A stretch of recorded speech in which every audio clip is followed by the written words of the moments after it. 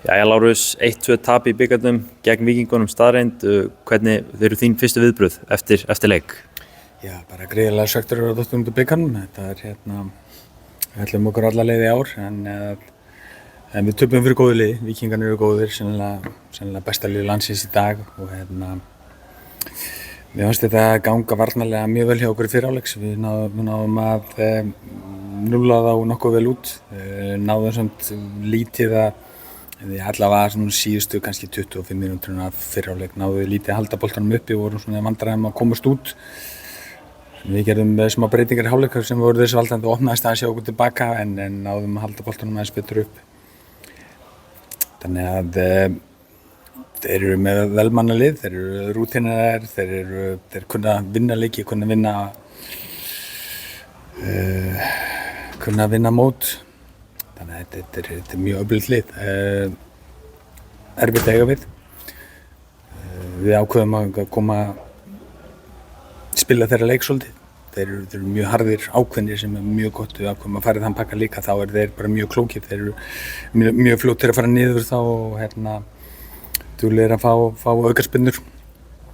Þannig að þetta er hörkulið sem við töpum fyrir og enda búin að vera á toppi íslenska boltans síðustu 6 ár og það er staður sem við stefnum á og erum að vinna í að færa félag okkar nær staðnum sem Víkingur á.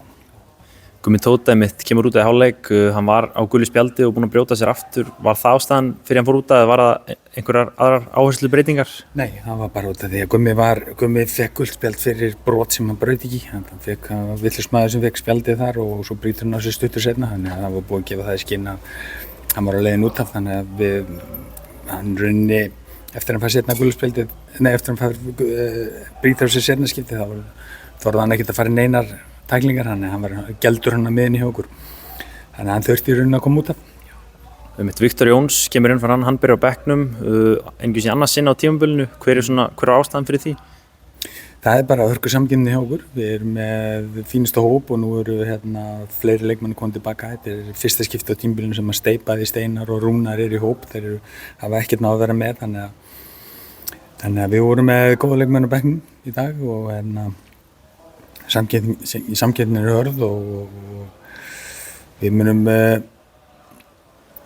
munum skæla hans í kvöld og svo við fyrir að byrja bara undirbúningu fyrir leikinn móti Val. Hann er núna strax á þriðjudaginn sem er mjög fínt að fá hörku challenge bara strax í andlitið. Þið farið í 8. úrslit bikar, tapið gegn Íslandsmeisturunum og sitið í 7. sæti í deildinni. Hvernig metur þessa byrjun á tímabilinu hjá ykkur? Byrjun hefur verið góð að vissu leyti, að öðru leyti ekki. Stigasöfnin hefur ekki verið nógu góð. Við